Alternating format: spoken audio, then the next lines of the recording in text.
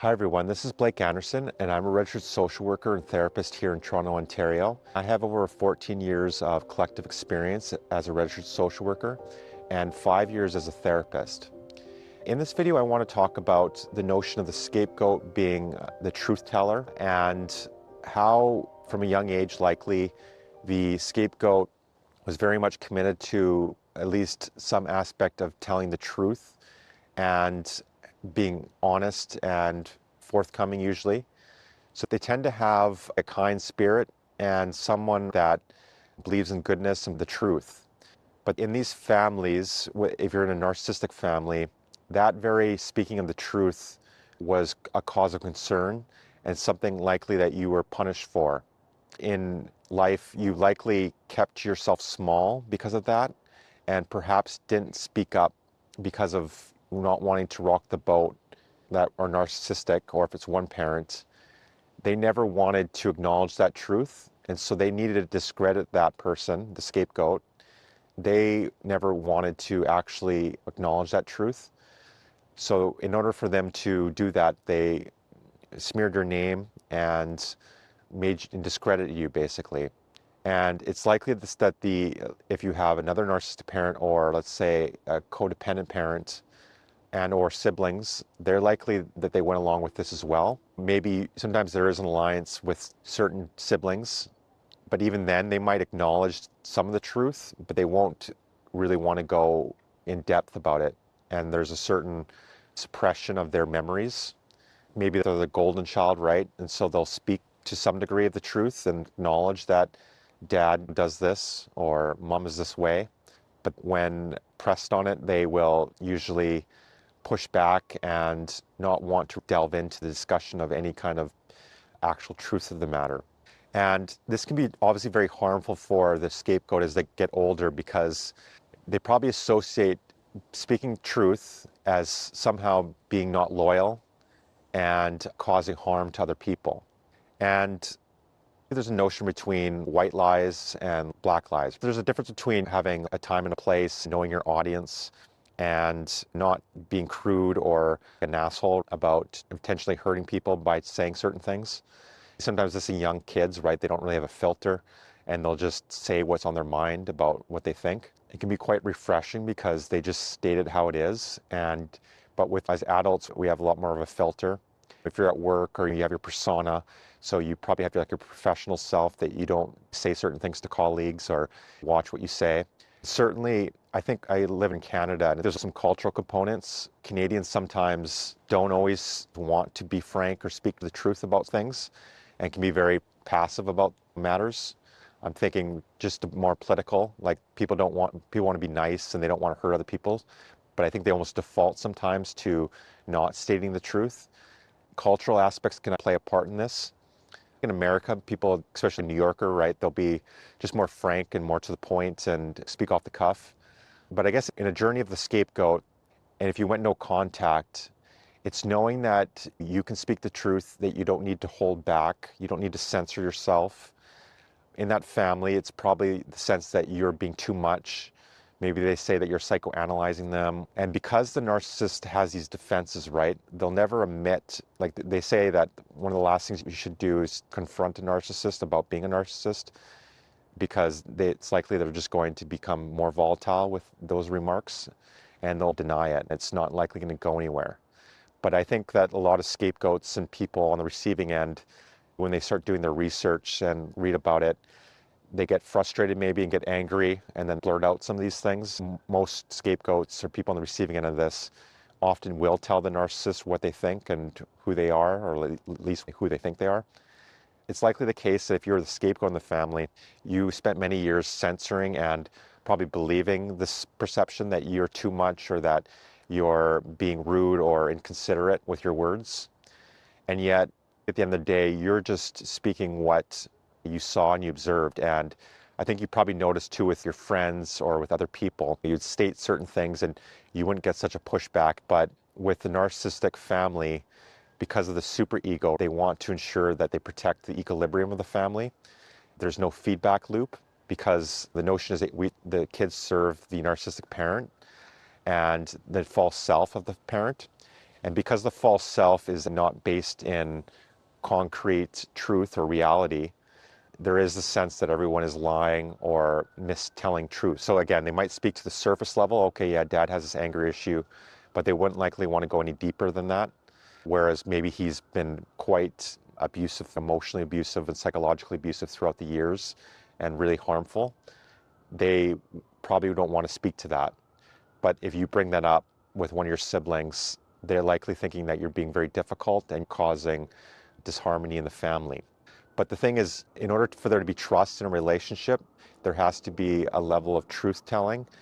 I see this in couples, right? If there's been infidelity, the couple can't move forward unless there's some discussion of the truth and what actually occurred. And sometimes it's interesting in those dynamics, the one that was cheated on might want to speak about it quite a bit, whereas the person that cheated feels like it's been discussed too much and the conversation devolves. Truth needs to be discussed, but overly rehashing it doesn't help. In the notion of the scapegoat, they've likely been the truth teller. They've seen the shadow of the family, the superego of the family, and they point it out, not because they want to do harm, but because they want a healthier, transparent family. But because, again, things are on the surface with these individuals, they never delve into the actual depths of what occurred. I think if you went no contact, it's important to commit to the truth. It's one of the best ways to stop the gaslighting and prevent yourself from going back into the shared fantasy. If you're in a romantic relationship and you got out from your ex that was you consider narcissist, and he might try to be hoovering you back in, and that's likely when they're like distorting the truth, because maybe they're picking up on your insecurities or questioning how you saw things. They're doing this because they're trying to get you back into the shared fantasy, and they're likely idolizing you. And maybe you want to believe this idolized image. I think where there's a weakness in the person who's on the receiving end is that life and reality can be difficult. We all maybe want to be in this fairy tale almost, or this virtual reality that things are much more grand and we're also more grand and better than we think we are. And so the narcissist, this is going back to Sam Vatkin, is very much, they have the art and science of creating this grand delusion. And it's very seductive, but that's only if you're not fully anchored in reality, or you find you're going through a really hard time and want to escape certain aspects of yourself. The narcissist provides that perfect image and that perfect life almost. But usually that switches very quickly when you're in the devaluation phase, or you're just around them for too long and then you realize that it's actually hell. So I would encourage you, if you're a scapegoat in a narcissistic family and you're limiting or going no contact, it's important to know the map and the territory of the family and the narcissist. I think you don't necessarily want to obsess about it or go overly indulgent into watching all these videos and reading about it. I think there's also something to be said about that. But I think also grounding yourself in truth. And for me, comes down to, I enjoy philosophies. If you anchor yourself in the notion of first principles, right, then there's a notion of people reason through analogy. So things are like this. So you make comparisons between knowledge. Whereas first principles is like, I think Oprah used to say, what was her saying? It was something like, what is it with absolute certainty? And so that's just to know, what in your life do you know with absolute certainty? A lot of modern science and modernism is based off of Descartes, and he was the first to say, I think, therefore I am. So his philosophy was very much skepticism. He would doubt all aspects of his sense impressions and the aspects of the world, and what does he actually know to be true? Because obviously with senses, they change and you can interpret life.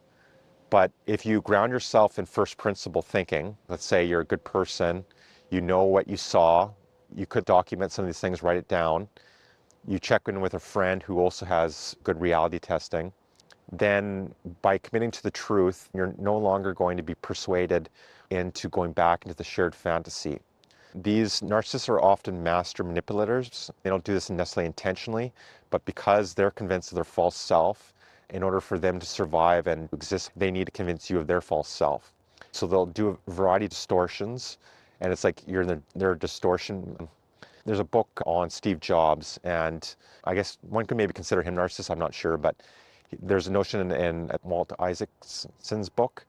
He has the biography of Steve Jobs, and in that he talks about, I guess people would comment that it's Steve Jobs' reality distortion mechanism or like field. When it comes to products like the iPhone or the iPad, he was very much convinced this could be a positive aspect. He was very much committed to this truth and to what he knew to be from a first principle aspect of, what is going to sell and what's going to be a great product. And he would convince those around him, and people would be pulled into that orbit of believing it as well. So with charismatic leaders throughout time, like you think of Napoleon, they definitely had these grandiose vision.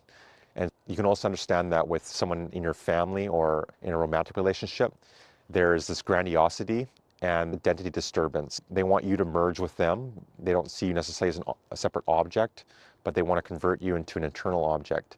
And they don't have any empathy for you. They ultimately don't really care about you. There's no empathy there. You're basically to submit to them and merge with them. Obviously, that's no way to live. There's the notion that maybe your own narcissism gets caught up in that. So there's a notion of an inverted narcissist. There's something to be said about codependency and why they outsource their reality testing to the narcissist. And it's, I think, ultimately in them not wanting to face their own emptiness, or they just don't have the confidence or the self-esteem to have their own reality testing. I have worked with individuals who have been in a narcissistic relationship for many years, like 12, 15 years, and maybe they're going through a divorce with the narcissist and have children with the narcissist, and they're likely still can get emotionally reactive with the narcissist, and then a lot of this truth can get distorted, and they get out of sorts and start to spin and ruminate and likely maybe believe that they should go back to the narcissist, or at least it would be easier that way. But a lot of these individuals have made a lot of growth where they probably set boundaries and they're on their journey. But as they pull away, the narcissist likely gets more desperate and tries to hoover them back in. One of the main ways they do this is because they're psychotic and don't have proper reality tests themselves. They will distort things and try to convince the codependent or the person on the receiving end to believe their lies or believe their reality. And so I think for these individuals, they very much, maybe it's depending on professionals, it's reading about these topics, but certainly in having a supportive friend, and maybe it's like a parent or another family member that can be supportive of you.